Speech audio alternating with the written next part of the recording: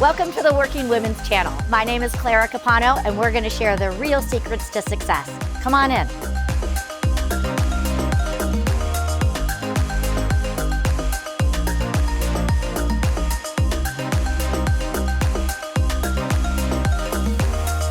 Welcome to today's episode of the Working Women Channel.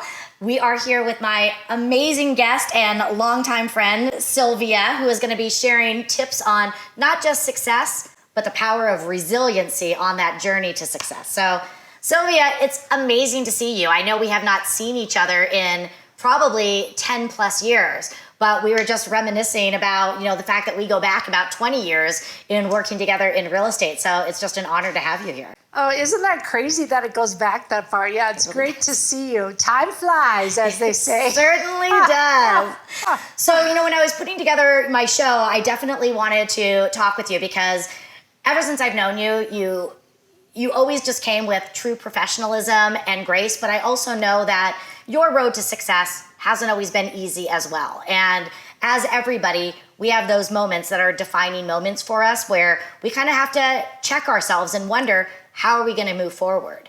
And I would love to just, welcome you to be open and share with our guests a little bit about your story and your defining moment. Thank you, Clara. Yeah, it probably wasn't that long after I first met you. I think I had a first career as a psychotherapist. I had transitioned into the real estate world. And I'd say it was like 5 years into my real estate career was the first major bump. We were just laughing about our beginnings at the same company, some funny stories. But about 5 years in, my husband was diagnosed with stage 4 cancer and passed away just 5 months after that. So when I think about challenges in my career and my life, obviously that was a biggie, getting hit with that. I found myself with a 9-year-old son, both of us grieving.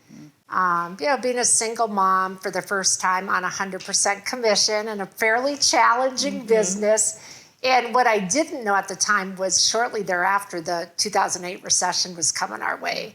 So I had a few kind of big whammies then.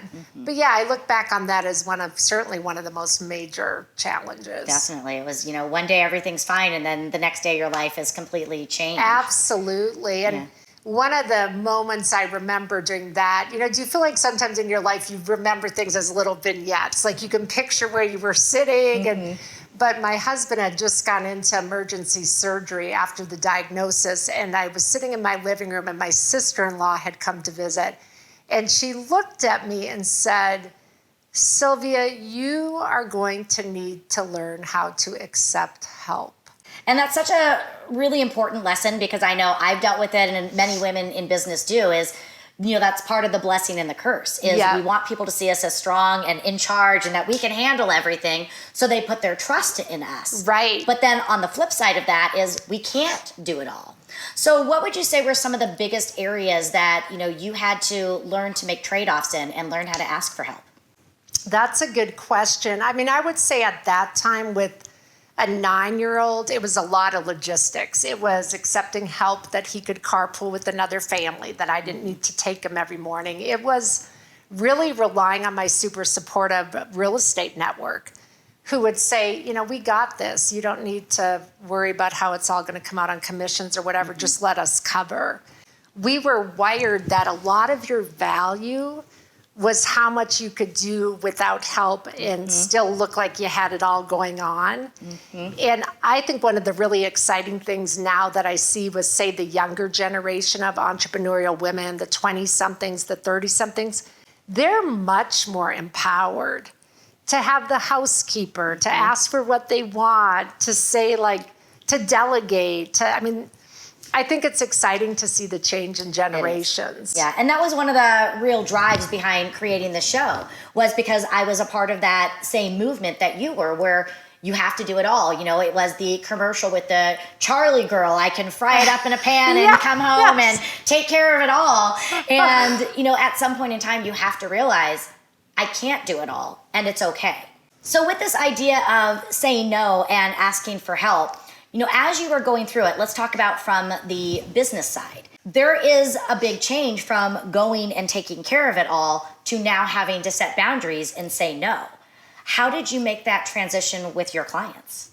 You know, I would say honestly, it took me way too long to do that. And if I had any advice to my younger self, I would say delegate more and delegate sooner. Because the way I had set up my business, and you might relate to this, was very much that the business was me. And so if I wasn't there, I hadn't created a culture or systems that things would flow the same or that they would get the same kind of service. I saw this interesting thing recently, and it was a model for women entrepreneurs, and it talked about like what stage you're in. And what I really related to is this woman coach was talking about how a lot of women get stuck in the doer mode. And it really gets in the way of you scaling, of you growing faster. But it's that whole thing where we might have said, oh, it will take me more time to train someone to do it how I do it than to just do it myself. And it keeps you kind of small. It's a learning curve, and I struggle with it too. And I remember it was my mom who convinced me to get a house cleaner, to be like, that's not where you need to be spending your time. And, it was, but I can do it. And, the message is, it's not that we can or we can't. It's a matter of, should we be doing that? When we look at our role as the CEO of our own company, the life that we want to live, are those the things we, should be doing? And looking at how we're investing our time. Yeah, I think that's a good point. Have you read that book, The Big Leap by Gay Hendricks? No, but it's on my list. I've heard of it. It's really good. And he talks about what you just mentioned, that we all have a zone of excellence, and then you have a zone of genius. And then you have places you're not that competent. But the whole idea is try to spend more of your time moving from zone of excellence and genius, and less of your time doing those things that, yes, you can do them. We can all clean our house. We can all do certain things, but probably not the best use of our gifts and talents. Well, and I think it also comes to what brings you joy. Like, I have some people, and they truly get joy in cleaning their house. I'm not one of those. I'm not one of those. I don't have that gene in me at all. But I have someone where folding laundry, that's her zen place, because it's just something she can do, and it's peaceful and quiet. Have at it, but again, you've got to find, again, not only what do you excel at, but again, what brings you joy. For me, a lot of other coaches and trainers and authors, they delegate out things like their blogs. I love to write, so I keep that. So you have to, again, find not just what do you excel at, but what also brings you joy. Yeah, I think that's true. And some good advice I got was, if there's something you're wanting to delegate, but you don't feel ready to totally turn it over, is just do increments. Like your example of the house cleaning. Maybe there's a woman business owner listening who she's not ready to get the full-time housekeeper, but try it once a month. Yeah, I like that idea, that power of incremental change. Yeah. But I never thought of it as, growing our habits and doing some of the fun things in life. Right. So that's a great way to look at it.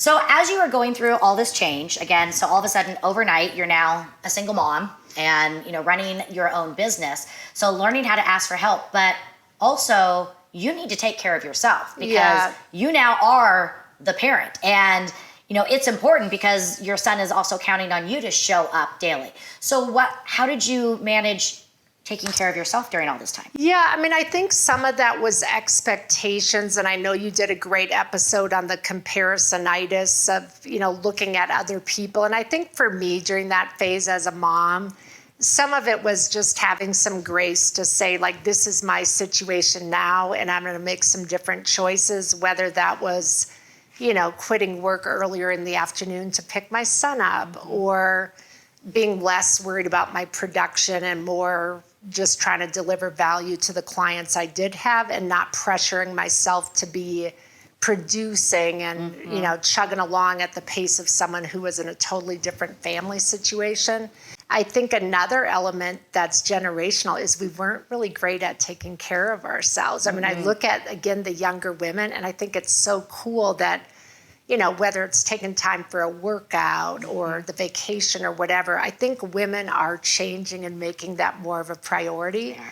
And I would say I have too with time, is to learn to do that. And for me, I'm actually kind of a learned extrovert, but when I do any of those personality profiles, I'm like right down the middle. I have a lot of introversion, and what that means for me is I do need some quiet time. So for me, it's not always the big, like I need a spa weekend, or I love that too, but it's not always the biggies. It's like try to take as good a care of myself as I do of other people. Yeah. which is really important. So I want to talk about, you use the example if you turn off your phone for 2 hours. And it sounds so simple to do that. But a lot of women in business fear that because many of the people watching the show are entrepreneurial. They run their own businesses and they have that fear that I'm going to miss out. I'm going to miss a client. My people need me. How did you get to the acceptance of being okay with turning off your phone for a couple hours? Yeah, I mean, one of my mantras that I use is that you train people how to treat you.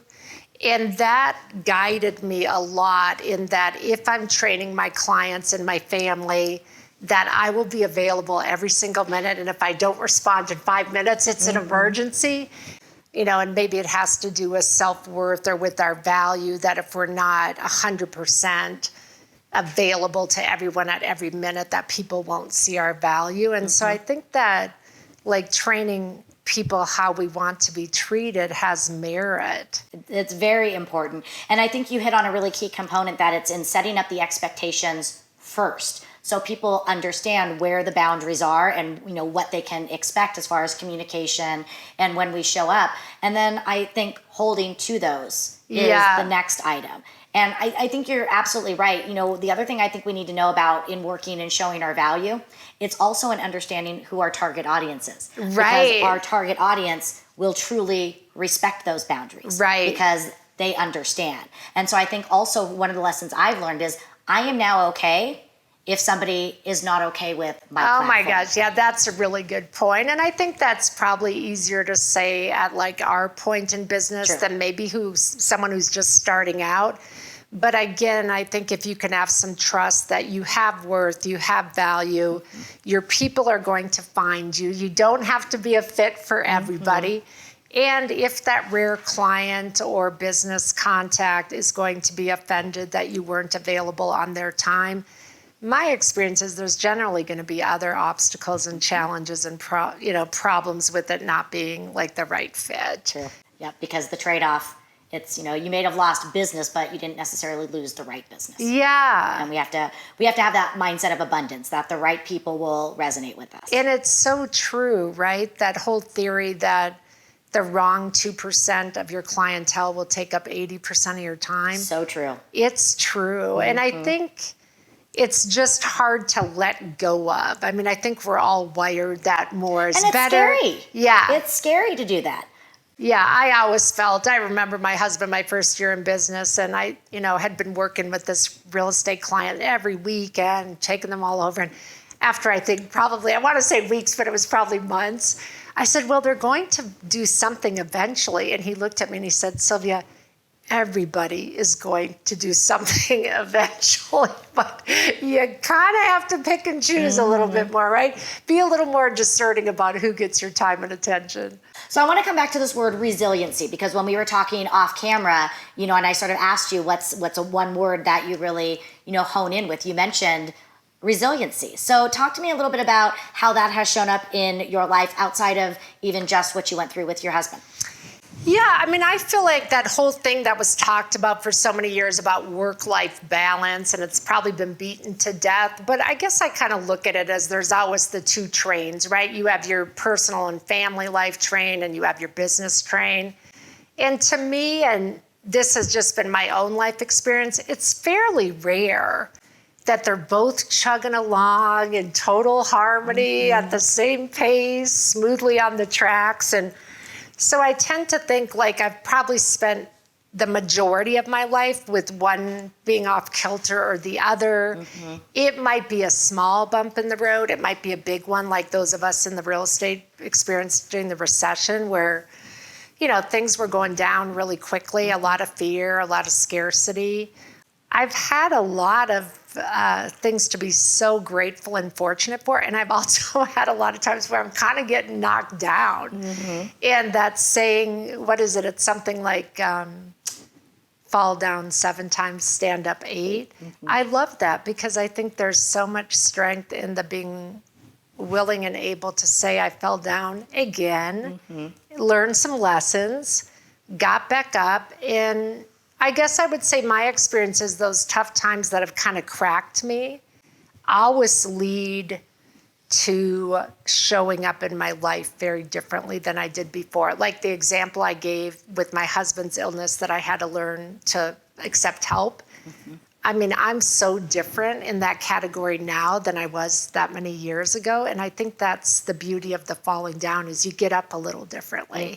You do. You show up a little differently. You start learning and you start showing up a little bit different each and Yeah. every time, but you got to keep showing up. Exactly. So how have some of the ways you've shown up changed from being a single mom with a 9-year-old to now the single mom of a 26-year-old? Yeah. What are some of the things that have changed as far as to how you give as a mother, give as an entrepreneur? Yeah, good question. I mean, the one thing you'll learn, Clara, is you never stop being a mom, right? There's always something to worry about, and there's always something to celebrate. I think when Tanner went off to college, I definitely went through that kind of mix of loss and joy and excitement and freedom and wow, like I have all this time. And then it kind of settles into the fun of having an adult-to-adult relationship with your children. Yeah. So I think having less time and energy and focus on parenting was a big shift. And I would say with age, I'm way more comfortable with just that thing of letting it go in terms of being all things to all people, that it's okay if I occasionally disappoint people, or I'm not going to be everybody's cup of tea and I'm going to lose some business. I think there's less angst around that with age. Have a little bit more of a chill factor. Everything works itself out. Yeah. You know, we just have to come together and let it go.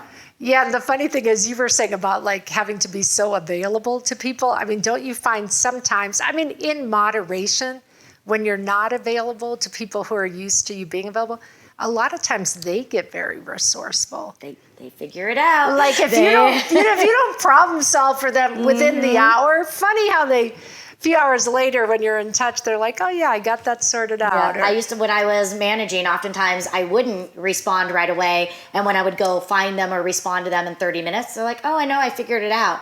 Or when they would come to me, I would say, well, what do you think the answer is? And I'll tell you if you're right or not.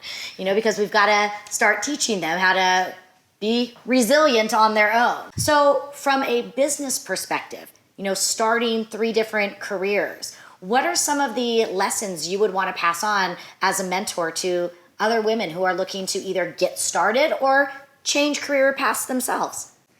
Oh, that's a good one. How to make that change? I guess the first thing that comes to mind is that we tend to think of those changes as you go from A to B because we're looking at it in reverse and it looks like it was all smooth. But I think there's a great book, you can tell I'm into books, but William Bridges wrote this classic. It's called Transitions. And I always remember he talked about the neutral zone. And the neutral zone is when you're going from, let's say your example, one career to another. It's not that you end one usually and immediately start another and it takes off. It's more you have this in-between phase where you're not really attached or identifying with the old, but you're also not super clear on what the new is.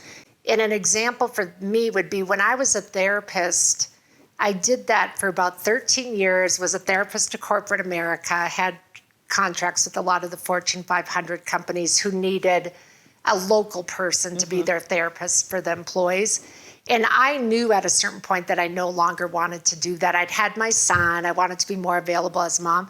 But it really was a year of, I went on so many tangents of exploring, well, maybe I'll do this. I was into environmental issues at the time. And I started down a lot of paths that looked good from a distance. But as I got closer, I created some internships for myself. I would get to a certain point and say, no, I don't think this is it. And eventually, real estate was a great fit for me. But going back to your question of advice, I would say allow yourself to experiment. Because I think so many women are so hard on themselves where they think, I know I want to make a change, but I'm not sure. And that not being sure is the seed of what's going to grow. You're not supposed to know. I mean, when I started doing a lot more speaking at conferences and that kind of thing, I mean, when I look back now at the videos, you kind of shudder. Like, I had to practice. I had to be a beginner. And I think that's probably the first step, is just allow yourself to kind of suck at something. So I'd love to hear what's next for Sylvia. Yeah, I'm excited to kind of combine everything that I've learned throughout my career. So I had the therapy experience and those skills, and then certainly gained a lot with sales and service and relationships through the real estate. And now I'm most excited about combining all of that with the coaching, working with women generally who are somewhere around 50 or over, experienced career women who really still feel like they have something left that they want to do, whether that's a life phase, whether that's a business, a goal they have, and maybe by external factors they're feeling like, am I running out of time, or do I really need to make another change? And I love working with women who still see so much ahead for themselves. It's exciting. Yeah. Yeah, to see those sparks. And I think now more than ever, we have the ability as women to change and to grow and to start new things, as we get older. And I just think it's so beautiful and so exciting. That's wonderful. Yeah. So I know as our viewers are watching this, they're going to want to get a hold of you. Some may want to hire you as a professional. Some may just want to hear more about your stories. So where is the best place for our viewers to find you? Yeah, right now, just email. I love setting up complimentary kind of discovery calls to get to know me, see if there's a fit for us. And it's super easy. It's just my email I've had for a long time at sylviadenver@gmail.com. Would love to hear from them. Beautiful. So as we get ready to wrap it all up, any last words, any last lessons that you want to share with our viewers? Sounds corny, but I'm a big believer that it all boils down to the relationship with ourselves. So if any of your viewers, listeners are at a stuck point, or they're struggling with something, or at a plateau in business, I'm all about the mindset, as are you, is going inward for solutions instead of outward, would be my parting thought. Wonderful. Well, Sylvia, it's been amazing. I feel horrible that it's taken us so long to get together, but I'm really glad that we were able to be here. I just think you bring so much value, not just from a business perspective, but from a life perspective. And I am just honored to know that you're in my circle of friends. So thank you so much for being here and for sharing your time with us. Thank you, Claire. It's my pleasure. It's great to see you. So thank you for watching today, and we have gone over many things with our beautiful guest, Sylvia. We've talked about resiliency. We've talked about the idea, knowing that it's okay to be a beginner, and really just to, stand up and own the greatness of who you are. So remember, you can rewatch this episode, you can catch all the other episodes of the Working Women channel, and you can get all of your clarity on my website, www.claracapano.com.